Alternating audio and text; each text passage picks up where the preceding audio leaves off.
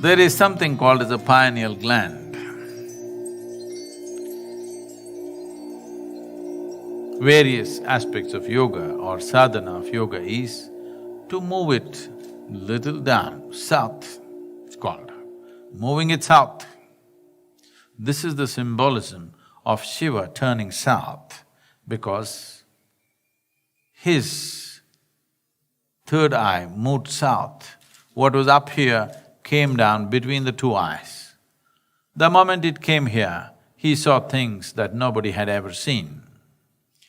Now, if this happens in a certain way, the secretions of the pineal, which in yoga is referred to as amrit or amrita or amrutam probably in Sanskrit, this amritam either can be taken into the system to strengthen the system and increase or extend the longevity of the system. Or this amrita can be taken to create blissfulness in the system, like a drug. It can just blow you away.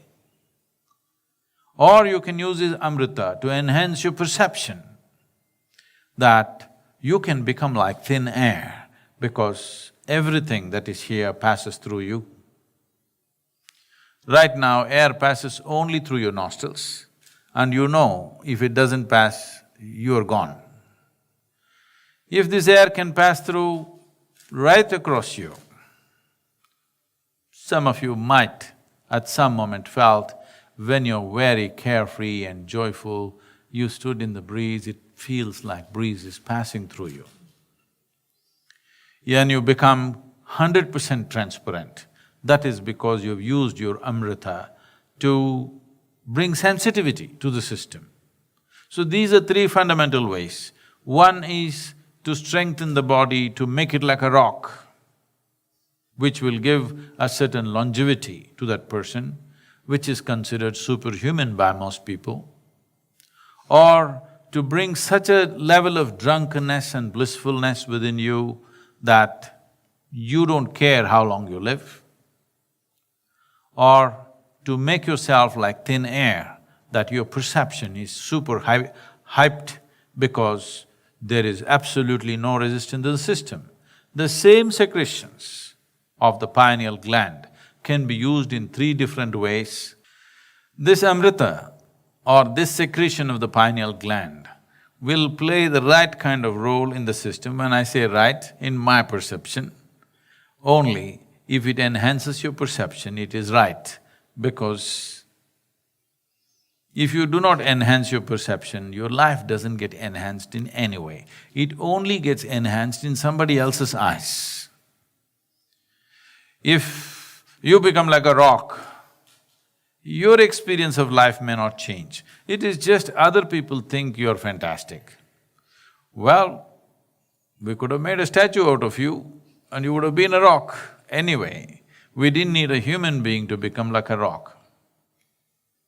If you have a rock for a brain, this will be the problem. You're always thinking, which is a bigger rock than you, which is a smaller rock than you. Your entire life goes into this as to which is superior, which is inferior, which is better, which is worse. Endlessly you will be comparing yourself because this is the nature of a rock. This is the nature of physical reality. Once you identify yourself with physical reality, which is better, which is worse, is a natural process of thought. Only if you transcend that, can you be free from this as to which is better and which is worse.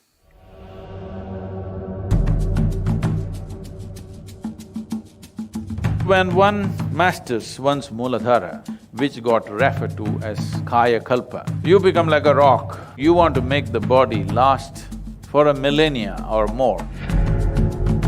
When Swadhisthana sadhana is done, a burst of energy happens. One can deliver a god, but you may lose your body.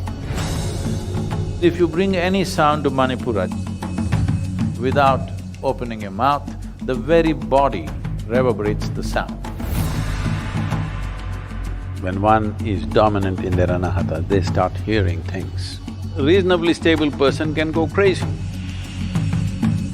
The moment Vishuddhi is active, you become occult competent. Disembodied beings will naturally move towards you.